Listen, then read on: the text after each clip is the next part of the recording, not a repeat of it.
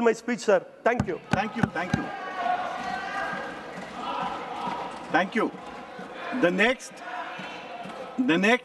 speaker is Mr. Sanjay Singh. Your time is 12 minutes, Mr. Sanjay Singh. धन्यवाद मान्यवर, आपने budget पर मुझे बोलने का मौका दिया। मैं अपनी बात शुरू करना चाहूँगा। मान्यवर, हमारे कुछ दोस्त जो कभी इधर हुआ करते थे, अब वो उधर चले गए हैं। उनके लिए चंद पंक्तियों से अपनी बात शुरू करूँगा कि कैसा ये हादसा है मेरी जिंदगी के साथ, कैसा ये हादसा है मेरी जिंदगी के साथ, मैं हूं किसी के साथ, मेरा दिल किसी के साथ। तो जो लोग उधर चले गए मान्यवर, उनका दिल हमारे साथ है, भले वो किसी के साथ हो। मान्यवर, इस बजट का बहुत ढोल पीटा जा रहा है कि बड़ा क्रांतिकारी, बड़ा अच्छा बजट, बड़ा विकसित भारत का बजट है। यह बजट क्या है मान्यवर? पूरे देश को पता चलना चाहिए कि भारत माता की सेना रक्षा के लिए जो बजट आता है, उस बजट में कटौती करने का काम किया गया। 9.6% से घटाकर 9.43% किया गया। भारत का अन्नदाता किसान जो अपने खून पसीने से देश को चलाने का काम करता है मान्यवर, उसका बजट, कृषि का बजट 3.2% से 20% से घटाकर 3.15% किया गया।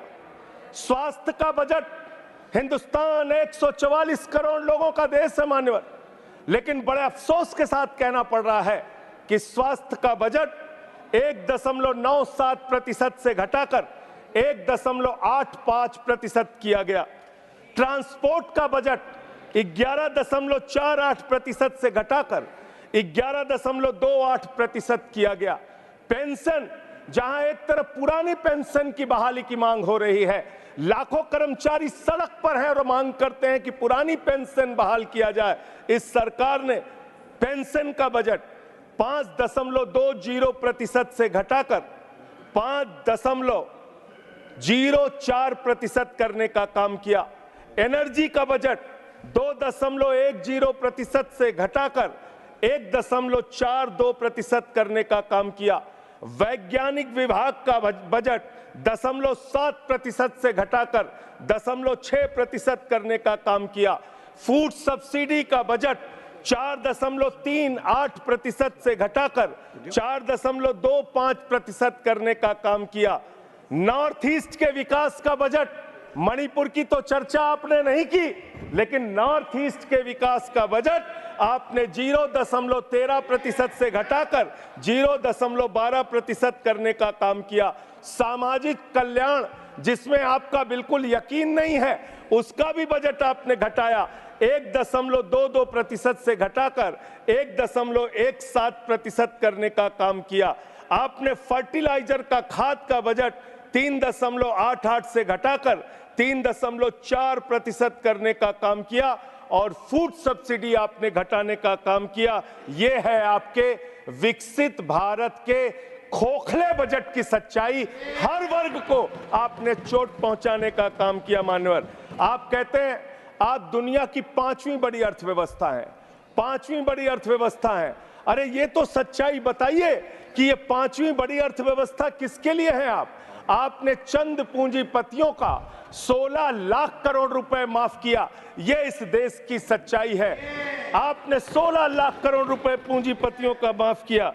आपने 14 देश के प्रधानमंत्रियों ने जितना कर्जा लिया, उससे दोगुना कर्जा अकेले आपकी सरकार ने लिया। आपने 150 लाख करोड़ रुपए कर्जा लेने का काम किया, देश को कर्ज में डुबाने का काम किया। मान्यवर, मैं बताना चाहता हूं इस सरकार से किन किन वर्गों को उम्मीद थी। इस सरकार से उम्मीद थी देश के अन्नदाता किसानों को कि आप एमएसपी दोगुना करेंगे। आपने एमएसपी दोगुना नहीं की। आपने किसानों की फूड सब्सिडी का काटने का काम किया, फर्टिलाइजर सब्सिडी काटने का काम किया, कृषि क्षेत्र को देने वाले बजट को खत्म करने का काम किया। बेरोजगारों को उम्मीद थी, 10 साल में आपने कहा था मान्यवर 20 करोड़ नौकरियां देंगे, 20 करोड़ नौकरियां आपने नहीं दी। फिर नौजवानों ने कहा नौकरी दो, नौकरी दो। फिर आपने कहा पकौड़ा तल लो, पकौड़ा तल लो। फिर आपने कहा पान की दुकान लगा लो, पान की दुकान लगा लो। फिर आपने कहा 4 साल की नौकरी कर लो सेना में, 4 साल की नौकरी। मैं मान्यवर आपके माध्यम से भारत के प्रधानमंत्री से बड़ी विनम्रता पूर्वक पूछना चाहता हूं, देश के प्रधानमंत्री को 73 साल की उम्र में तीसरी बार प्रधानमंत्री बनना है, लेकिन किसान का बेटा नौजवान सेना में 4 साल की नौकरी करेगा, ये भेदभाव क्यों है? मैं पूछना चाहता हूं मान्यवर, आपके माध्यम से इस सरकार से जानना चाहता हूं, अगली योजना क्या आएगी आपकी? आप कह रहे हो इंटर्नशिप योजना, ट्रेनिंग योजना, 5,000 रुपए की ट्रेनिंग ले लो, 5,000 रुपए की ट्रेनिंग ले लो। मान्यवर 5,000 रुपए की ट्रेनिंग 500 बड़ी कंपनियों में आप देंगे। मुझे भारत की 100 कंपनियां आप बता दीजिए जिसमें एक कंपनी में आप 4,000 ट्रेनी रख सकते हैं। एक कंपनी बता दीजिए जिसमें आप 4,000 प्रशिक्षु आप रख सकते हैं ट्रेनिंग के तौर पे। ये भी आपका आंकड़ा सिर्फ एक जुमला है, इसके अलावा कुछ नहीं है। अब मुझे लगता है एक ही योजना बाकी रह गई है मान्यवर, वो योजना है कि हमारी भारत की सरकार, आदरणीय नरेंद्र मोदी जी की सरकार अगली योजना लेके आएगी कि इस देश के नौजवानों को मुफ्त में 5 करोड़ कटोरा बांटा जाएगा। भीख मांगो योजना, भीख मांगो योजना लाने का काम ये लोग करेंगे। मान्यवर इस देश में आपने अर्थव्यवस्था को लेकर कहा पांचवी बड़ी अर्थव्यवस्था है। वो 5वीं बड़ी अर्थव्यवस्था का लाभ किसको मिल रहा है? आपके चंद पूंजीपति मित्रों को, जिसका 16 लाख करोड़ रुपए आपने माफ किया, जो हजारों करोड़ लूटकर हिंदुस्तान से चले गए। मान्यवर मैं बड़ी विनम्रता पूर्वक कहना चाहता हूं, मित्रों बड़ी डिलीटेड जी, डिफिकल्टी। ठीक है सर।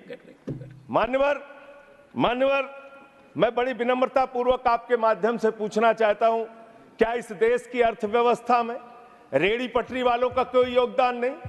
जो 10 करोड़ रेहड़ी पटरी वाले पूरे देश में हैं, उनका कोई योगदान नहीं है क्या मान्यवर? वो भी सरकार को टैक्स भरते हैं। आपकी सरकार उनको भी फूटी आंख से देखना नहीं चाहती। आपने रेहड़ी पटरी वालों को कहा अपने नाम के आगे नेम प्लेट लगाओ, अपने नाम के आगे नेम प्लेट लगाओ। हिंदुओं की, मुसलमान, दलितों के पीछे आदिवासी हो, क्या हो ये बताओ। मैं पूछना चाहता हूं आपके माध्यम से सरकार के कहना चाहता हूं मान्यवर, अगर नेम प्लेट लगवाना है तो लगवाइए गले में नेम प्लेट। नीरव मोदी के गले में नेम प्लेट लगवाइए कि 20,000 करोड़ रुपए हिंदुस्तान का वो बाकी है, लगवाइए नेम प्लेट। 10,000 करोड़ रुपए विजय माल्या हिंदुस्तान का बाकी है, लगवाइए नेम प्लेट गले में। ललित मोदी के कि 3,000 करोड़ रुपए हिंदुस्तान का लूट के भाग गया, लगवाइए नेम प्लेट मान्यवर। मैं कहना चाहता हूं नितिन संदेशरा के कि वो 6,000 करोड़ रुपए हिंदुस्तान का लूट के भाग गया, लगवाइए नेम प्लेट। अडानी के कि 2.5 लाख करोड़ रुपए का कर्जा आपने एक आदमी को दे रखा है, लगवाइए नेम प्लेट उन पूंजीपतियों को जिन्होंने हिंदुस्तान की बैंकों को खाली करने का काम किया। मान्यवर एक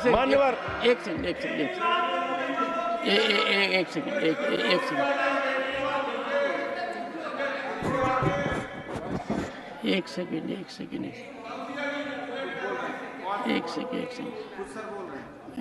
Honorable member, and you are a senior person.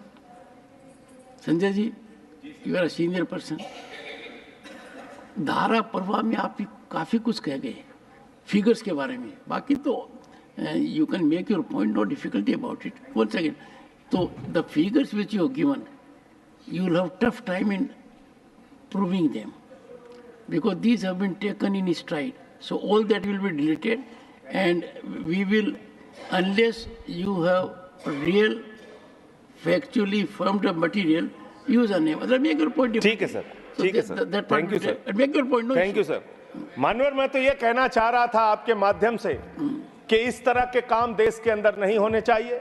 Bharat एक धर्मनिरपेक्ष राष्ट्र है और हम जानते हैं अपनी सामाजिक व्यवस्था में, मैं जानता हूं इनके मन में दर्द होगा मान्यवर, अभी चुनाव हारे हैं ये उत्तर प्रदेश में, तो वहां पर अगर कोई बोर्ड लगाएगा जाटव ढाबा, एक सेकंड, जाटव ढाबा कोई लगाएगा, कोई अपने ढाबे के आगे अगर वाल्मीकि ढाबा लिखेगा तो आप लोग उसके यहाँ खाने नहीं जाओगे। मैं जानता हूं आपकी मानसिकता।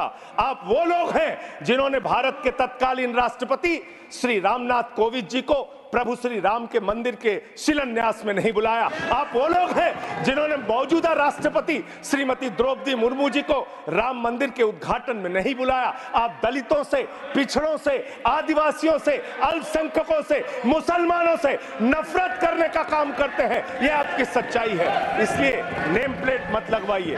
नेम प्लेट लगवाना है तो जिन्होंने देश की बैंकों को लूटा है उनका नेम प्लेट लगवाइए। और मान्यवर, मैं आपसे, आपके माध्यम से इस सरकार से कहना चाहता हूं, इनका बजट पढ़ रहा था मान्यवर, जेलों को भी इन्होंने कम बजट दिया। अरे जेल का बजट तो बढ़ा दीजिए, 300 करोड़ रुपए जेल का बजट बढ़ा दीजिए। अरे अभी हमको जेल में भेजा है, कल तुमको जेल में आना है, तुम सबको जेल में आना है। जेल का बजट बढ़ा दो, जेलों को ठीक कर दो, अगला नंबर तुम्हारा है, तुम्हें जेल में आना है। कम से कम जेलों को तो ठीक कर दो, अगला नंबर तुम्हारा। मैं जेल के बजट पे बोल रहा हूँ मानवर, मैं जेल के बजट पे 1 सेकंड 300 करोड़ दिया, इनको जेल में आना है। 1 सेकंड सदन के नेताजी से मैं अनुरोध करूंगा कि ये बहुत मार्मिक अपील है जेल का बजट बढ़ाने के लिए, और इस पर आप गौर फरमाइए। धन्यवाद सर, धन्यवाद सर। ठीक है ना? धन्यवाद सर। एक पृष्ठभूमि भी है मान्यवर, इसका ध्यान रखा जाएगा। अध्यक्ष महोदय, इन्होंने न्यायपालिकाओं के लिए जो बजट रखा वो नाकाफी है।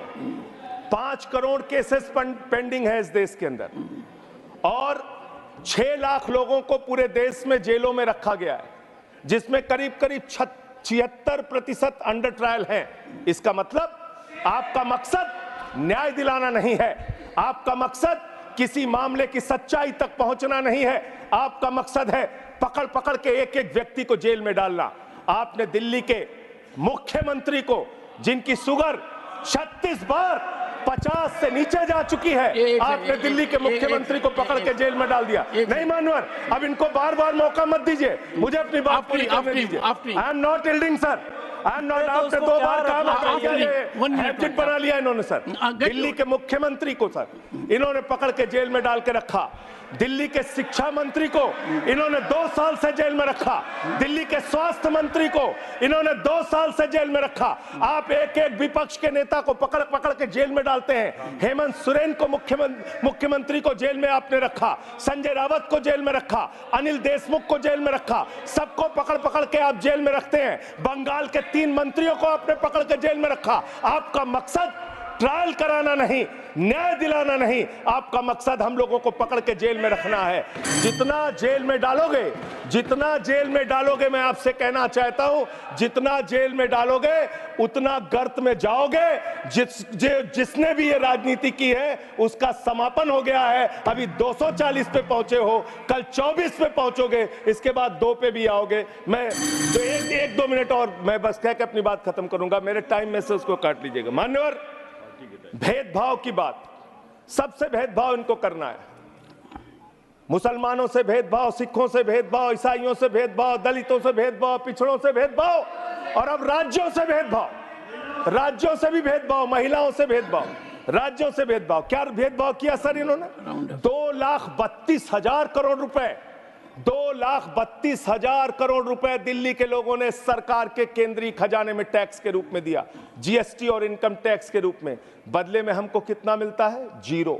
9 साल से आप दिल्ली को बजट नहीं देते। पंजाब के लोग, बस मेरे में से काट लीजिएगा सर, 1-2 मिनट काट लीजिए, पार्टी के उसमें से काट लीजिएगा। पंजाब के लिए सर, पंजाब का किसान अपना खून पसीना बहा के खेत में गेहूं पैदा करता है, धान पैदा करता है। आपने 8,000 करोड़ रुपए पंजाब के विकास का पैसा रोक रखा है, विपक्ष के राज्यों का पैसा आपने रोक रखा है।